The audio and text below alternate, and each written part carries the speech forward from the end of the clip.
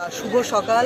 আপনারা যারা মিডিয়ার ভাইয়েরা একদম মাঠে নেমে তৎপর হয়ে যারা আমাদের মাঝখানে আছেন, আপনাদেরকে অনেক অনেক আমার অভিনন্দন, শুভেচ্ছা রইল এবং ত্রিপুরা প্রদেশ মহিলা মোর্চার তরফ থেকেও আপনাদেরকে অনেক শুভেচ্ছা এবং ত্রিপুরা রাজ্যের প্রত্যেকটি জনগণের প্রতি আমার নমন থাকবে, শ্রদ্ধা থাকবে।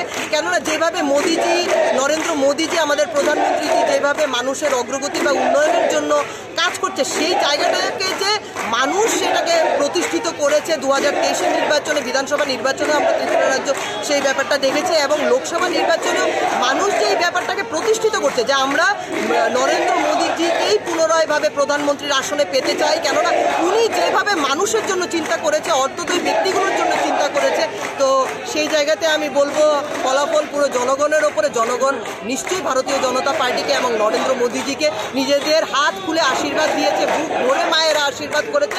আবারও আমরা পুনরায়